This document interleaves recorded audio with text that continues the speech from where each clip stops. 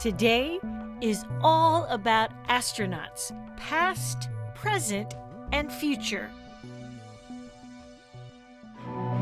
50 years ago, we went to the moon.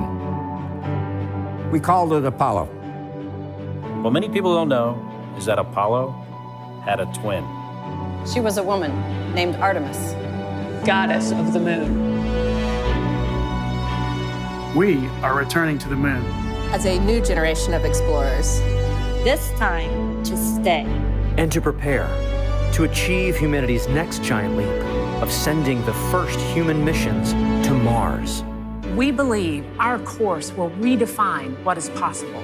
That we would discover life-saving, earth-changing science. And that the challenges ahead will inspire generations. This is our manifest. For all who wondered if we could return. For all who dreamed of pressing beyond. This is your calling. We go for all of America. We go. We go as the Artemis generation. We go. Welcome Captain Hoot Gibson, 5-time space shuttle astronaut. He was the chief astronaut for NASA. He had a wonderful career as a pilot for Southwest Airlines after his career at NASA. I've read many an article on my dear friend, and apparently there's hardly a plane you haven't flown, right, Hoot? Well, I have flown quite a few airplanes. The number is over 160 different airplanes, but gee, Smithsonian Air and Space Magazine put me on the cover of their magazine a couple of years back, and they titled it "The Man Who Has Flown Everything." And I'm going, oh no, come on, I haven't flown everything. I've flown a lot of things, but not everything. Well, you know, when we think about the passing of Chuck Yeager, he was 24 when he went supersonic. Now, I know you went supersonic in the space shuttle. How many other times, or what was the favorite aircraft that you may have gone supersonic on? Oh, gee, I've been going supersonic ever since I was 24 years old as well. And my first time was just riding in the backseat of an F-4 Phantom that was being flown by the first commanding officer of a Tomcat squadron, Sam Leeds. But it's interesting. I've been going supersonic since I was 24 years old. And in fact, my FAM-2, my second flight as a pilot in the F-4 Phantom, was 5 days after I turned 25 years old. And that was the Mach 2 run. You would take it out to Mach 2. And in the Navy F-4 Phantoms, only the front seat had flight controls. So I was totally in control of the thing going Mach 2 when I was 25 years and 5 days old. Now, it's like for everybody out there, we know supersonic is, you know, going faster than the speed of sound. I know that around Mach 1.4, is what, 900 miles per hour? What's Mach 2? How many miles per hour are you going at that point? Oh, golly. Mach 2 is going to be about 1,500 miles an hour. Yeah, just a day in a race car, right? I mean, what does that feel like? Well, it doesn't feel like anything. It's surprising. In a properly designed airplane, the only way you know that you're supersonic is the Mach meter indicates greater than 1.0. It indicates greater than Mach 1. Now, you do see a little bit of turbulence, and there's a little bit of a center of pressure shift right as you're going through Mach 1.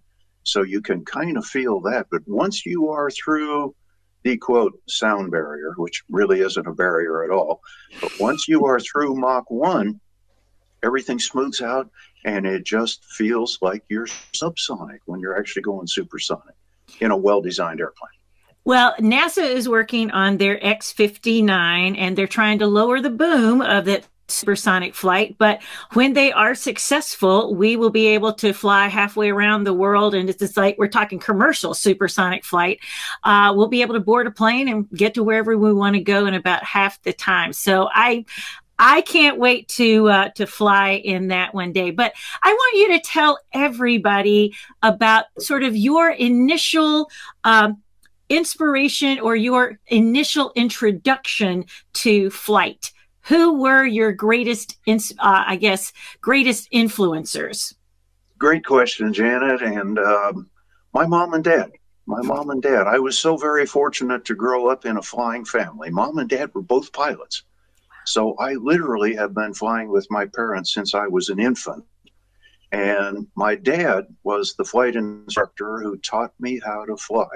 And I am so fond of saying that if I have done well as an aviator, it's because my dad taught me not just how to fly, but the whys behind it, the reasons that airplanes behave the way they do. He was an aeronautical engineer and a test pilot. And he met my mother because my mother and two of her girlfriends from college decided they were going to learn how to fly. And if you're going to learn how to fly, you've got to have an airplane.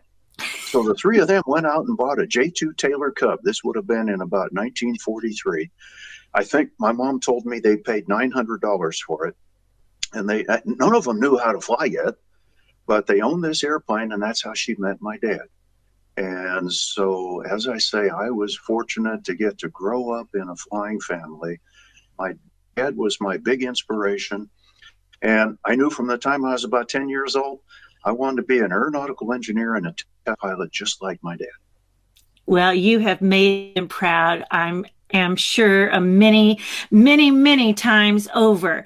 So again, you go from, I think I even have heard you tell a story where you were just a baby and your mom and dad were like, all right, we'll put baby Hoot back there in the back of the plane and let's go fly somewhere. But you've been flying since you were an infant. Talk about becoming an astronaut in 1978 and then commanding the space shuttle. Well, I knew, Janet, that I wanted to be an aeronautical engineer and a test pilot. And I still remember the day I was looking through an aviation magazine, and all of a sudden here was an artist's conception of a space shuttle flying a reentry. And I remember looking at that picture and saying, oh my goodness, this is an airplane that's going to fly in space. And then it's going to glide back to Earth and land on a runway. It's going to be the world's highest flying and fastest flying airplane. I have got to get me one of those. And from that moment on, I wanted to be an astronaut. Now, prior to that, I'd wanted to be a test pilot and an aeronautical engineer. And that wasn't really a big change. I was flying F-14 Tomcats at the time in the Navy's first operational squadron. And we were preparing to deploy for the very first time with the Tomcats. And it wasn't a big change of direction for me. I already knew I wanted to go to test pilot school. And I knew that if I wanted to be a space shuttle pilot, I would have to be a graduate of test pilot school. So it really wasn't a real big change of direction, but it wound up being a monumental change of direction for me. Unbelievable. Now, again, talk to everybody. You and Charlie Bolden, I think maybe this was your second space shuttle mission? You kind of have the distinction of doing something that was unplanned.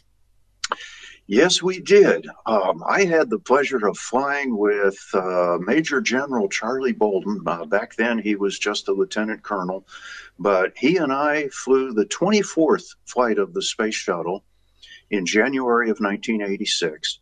And we came back at the end of 6 days. We were supposed to land at Cape Canaveral right at first light. And for 3 days in a row, the weather refused to cooperate with us. So we got waved off 3 times. And finally, Mission Control said, guys, we give up. The weather's no good in Florida. Go one more orbit around the Earth and land in California at Edwards Air Force Base. So Charlie and I made the first unplanned night landing of a space shuttle. Now, I could see this eventuality coming about because if we didn't land at Florida, every other landing that we had anywhere else was going to be a night landing. Mm-hmm. So I had structured our landing training, so that it was predominantly night training, because if you can land it at night, you can certainly land it in the daytime. So although it was an unplanned night landing, and it was only the second time that a space shuttle had landed at night, because we had sent STS-8 up and with a planned night landing. We had not required a night landing ever since then, and then we were the 24th flight. So we were prepared for it. We were well trained for it. And that's what I want everybody to hear. It was something unplanned, but all of your flight training, all of your NASA training, you had contingencies and you were prepared. As we think about that great bit of wisdom, and it can apply to anything, any field that we are in, what advice might you have for anyone out there, any age, who might consider going to get a flight lesson or going into aviation and aerospace? Any last words or advice you have for those people listening? Well, one of the things we always say is have yourself a backup plan. Make sure you have a backup plan. So in our case, we were supposed to make a daylight landing, and this was my first mission as commander. And we had a backup plan, and that was we've trained to make a night landing if we need to. But I could not advise more strongly to go into aviation, learn how to fly. It is just fascinating. The world really looks fascinating from up above in the air. It's a skill that you will enjoy your entire life, just as I have, and it very frequently turns into a lifelong career. And so, okay, maybe we start doing it because it's fun, but it winds up being a lifetime pastime, and you will never look back and regret it, I promise you. Hoot, thank you so much. Always, my dear friend. Blue skies and tailwinds, and tell Ray I said hello. I sure will. Thank you so much, Janet. This has been a real pleasure for me.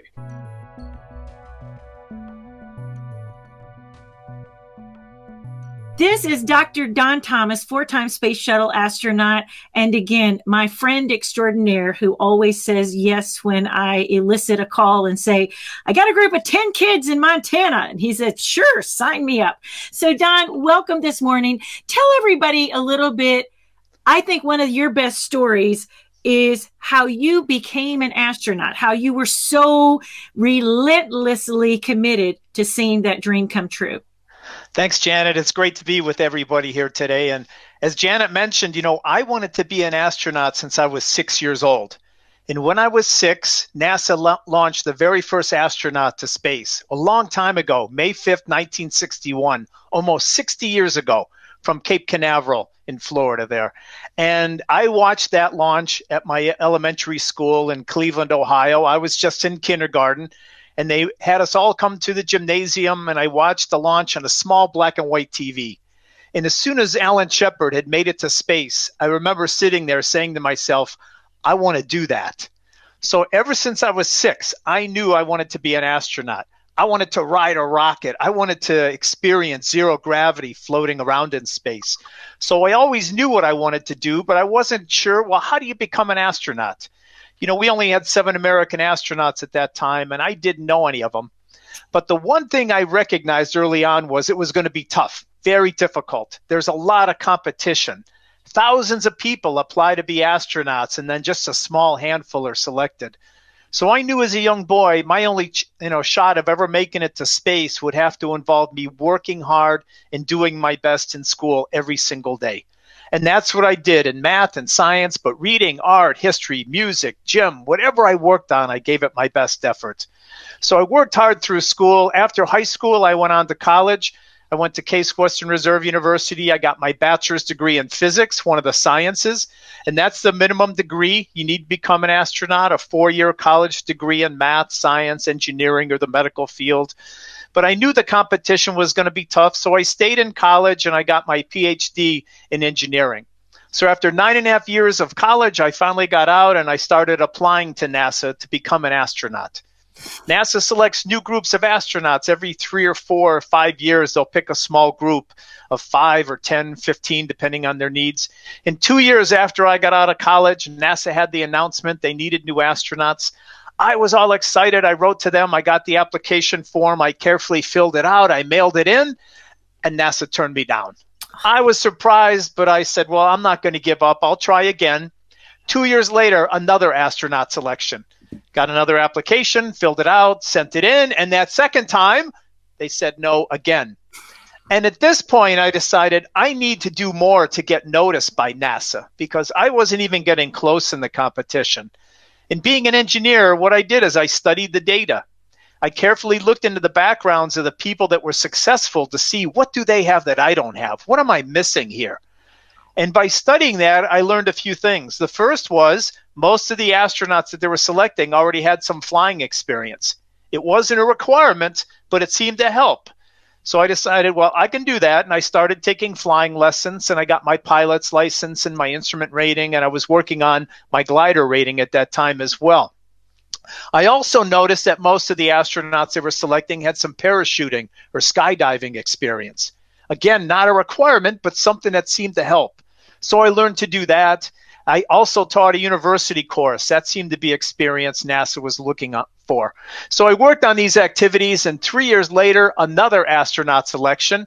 I sent my application in, and this time I made the group of 100 semifinalists. So out of the thousands of people that apply, NASA will select just 100 individuals, and they bring you to Houston. I spent a week there, with medical testing, very extensive medical testing, and then there was a 1-hour interview. And at the end of my week, I thought, boy, it couldn't have gone any better for me. I went back to my job, and then it was about 2 months later, I got a phone call from NASA, and they said, no, thanks, we don't want you. And after being turned down 3 times, I decided, well, that's it. Clearly NASA doesn't want me. So I decided, I'll go to bed, get a good night's sleep, and then in the morning, I'll put together a new plan for my career that does not involve being an astronaut. I went to bed that night. The next morning when I woke up, the very first thought that popped into my head was, I still want to be an astronaut. So I asked myself again, is there anything more I can do to improve my background? And I studied again who the astronauts were, what were their backgrounds. And I noticed that most of the civilian astronauts NASA was selecting, they were individuals already working at the Johnson Space Center in Houston. So I moved down to Houston. I got a job with NASA as an engineer on the Space Shuttle program. Did that for 3 years. Then there was another astronaut selection. This is number 4. I sent my application in. I got called up for the medical testing and the interviews, and that all went very well. And then about 3 months later, I got another phone call from NASA. And this time they said, Don, are you still interested in being an astronaut? Because we'd like to offer you the job. I said yes. I hung up the phone, and then for the next 10 minutes, I was jumping up and down, yelling and screaming because I knew I made it into the program. So I was 35 years old when I got that call. I started a 4-year training program for my first flight. So the first time I made it to space, I was 39 years old. And the number one lesson I've learned in my life is to never, never give up. Everybody out there today, we all have dreams for our future, big dreams and small dreams. Never give up on your dream. I almost gave up on mine, and had I given up on that, I wouldn't be with you here today. Now meet Christopher L., a future astronaut. A great leader by the name of Mr. Carl Anderson once said, "We are either in the process of quitting or overcoming." So when I think about the word perseverance, I get excited about the idea of seeing what the outcome will be if I don't quit, if I do not give up. What will the outcome be if I persevere? As humans, we have to persevere in order to grow. You see, oftentimes when we least expect it, life presents us with a challenge to test our courage and resilience. When we push through these challenges, we find success. To persevere is to be human, and my generation will persevere when we return back to the surface of the moon, when we step foot on Mars, and as we explore beyond. Space education is important for several reasons. When we have the opportunity to study space, it not only helps us understand space, it also helps us understand our planet better. Also, we humans are naturally curious, so space education provides us with endless opportunities to explore limitless unknowns and to solve mysteries within our universe. I happen to think that learning about space is a lot of fun. When we strive to learn more about the space environment, we end up gaining a lot of knowledge that helps us understand our planet. we are able to develop amazing space technologies that benefit both space and life here on planet Earth.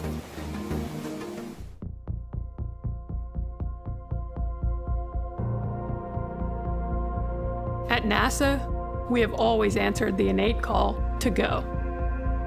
With Artemis, We are going to stay. proving that humanity Can live on the moon? Mars, And other worlds. And share the wonders of the solar system with all. our story is one of people. All those who make this journey possible. From advocates across communities to companies across industries To countries around the world. We achieve This collective endeavor. our efforts create impact for all. Technologies that revolutionize industries. And jobs that bring prosperity to people. The discoveries from space benefit the way we live on Earth today. And those from the moon. Will create a better future For generations to come. But to do that, We must go. Hi, I'm Chell Lindgren. My name is Raja Chari. Kayla Barron. Kate Rubens. Hi, I'm Christina Cook. NASA astronaut Joe Acaba. Jessica Amir, Woody Hoberg.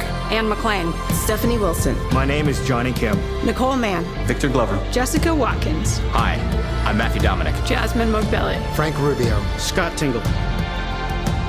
this is what we do. This is what we will do. Let's go.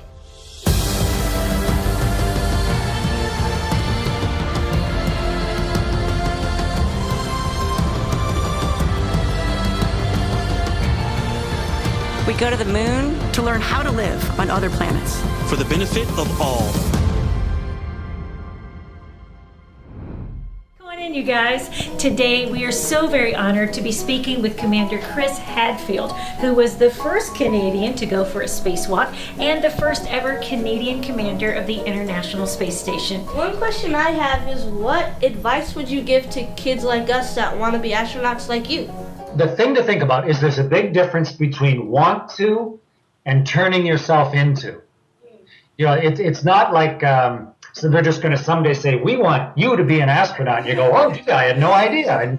I never thought of getting ready. Instead, it's more like my dream is maybe someday to do something. If you decided, I'm going to be a music teacher, okay, this weekend, how am I going to start turning myself into a music teacher? Well, I'm going to learn how to sing harmony above a song. I'm going to practice it 200 times this weekend. By Sunday night, I'm going to know how to sing harmony to that song. And you're not a music teacher yet, but by Monday morning, you have started to change yourself.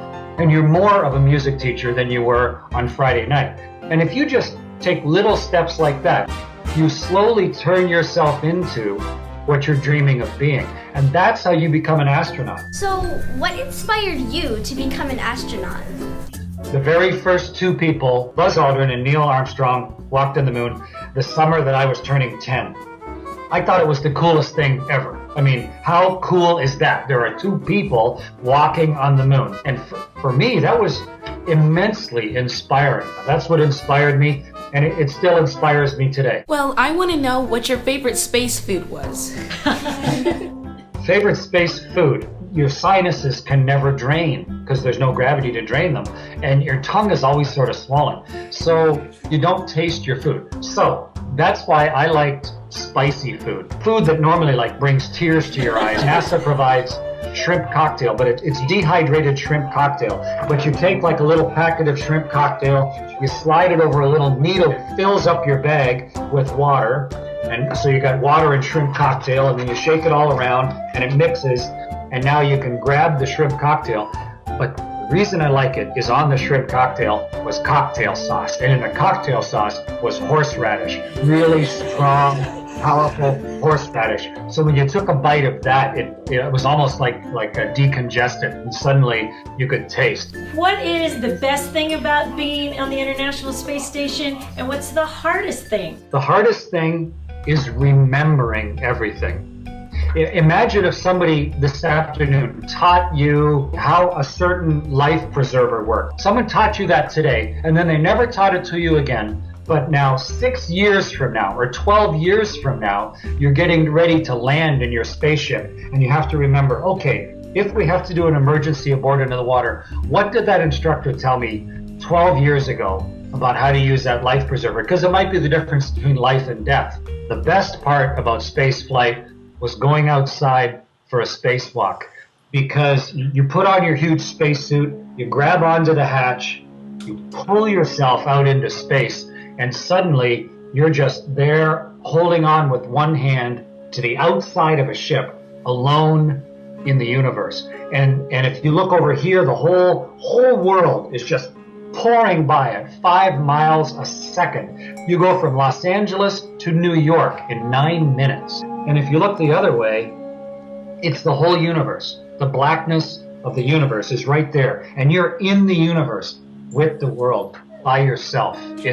It's magnificent. What do you believe are the most important things that's happening on the International Space Station? Well, the space station is a huge laboratory. We run about 200 experiments. Some of them are involved with just pure science, understanding how flame works when there's no gravity, when heat doesn't rise. But a lot of what we're doing is studying the Earth itself. Because we go around the world every 90 minutes, we go around the world 16 times a day. So we're studying changes in the atmosphere, changes in the surface. We can see short-term and long-term effects that we're having, and when a big volcano erupts, we can see and measure the changes to the world. So we're understanding the planet better.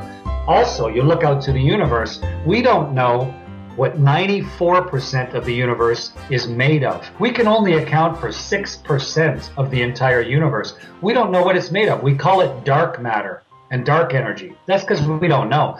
And so we're studying the universe, we're studying all sorts of things inside the station, and we're studying the Earth itself. Does your art inform your science, or does your science inform your art? If I want to build this little remote mouse, think about all the invention and science that goes into that. But if you look at it, it's also beautiful. So we absolutely need both. And sometimes we focus too much on science, sometimes we focus too much on entertainment and art, but you absolutely need both. And so to be able to be a scientist, engineer, test pilot, who also plays music and communicates with people through photography, to me, that's a wonderful position to be in. How is it in space to take a bath? Taking a bath in space is different. Early on, we thought maybe you could take a shower in space. And on the first American space station, back on Skylab, they had this little sort of cylinder where you pulled a screen around, and then there was a spigot that squirted water down onto you, and you got wet, and then you got some soap and put it on your body. But without gravity, you just end up with sort of this soapy, dirty water on your body. You're better just to get the cloth wet, get yourself a little bit wet, and then get a tiny bit of soap, and then just clean yourself off with another wet towel. Did you have a favorite YouTube video you sent back to us? There was one where I just opened a can of peanuts, and it was so funny. I opened a typical little can of peanuts without a camera or anything, and when I opened it, it all of a sudden looked like it had a bunch of flying maggots or insects. And I closed it again going, what the heck was that? And I opened it and I went, oh, that's just peanuts floating around. But it looked so different than I was expecting. And then I thought, you know what? If that surprised me and looked kind of weird to me, I bet you it'll look weird to everybody. Something as mundane as a can of peanuts suddenly becomes something entirely different if you change your perspective. And it almost becomes this weird artistic living thing. And it makes you change how you think about stuff. And everything on the space station is that way. Everything from moving the huge robot arm to grab a satellite right through to opening a can of peanuts. Great words from Commander Chris Hadfield. All right, so how cool was that? That was really cool. I liked the advice he gave to all the kids that wanted to be astronauts like him, to mold yourself into what you want to become. When you think of astronaut, you just think walking on the moon and all fun and games, but it's really a lot of hard work. There's going to be challenges. And that's the view from Janet's planet. Do you have the right stuff? Then blast off to Janet's Planet Virtual Astronaut Academy. Learn from real astronauts, real pilots, real space experts, and real engineers. Welcome to Janet's Planet, where we're traveling at the speed of thought.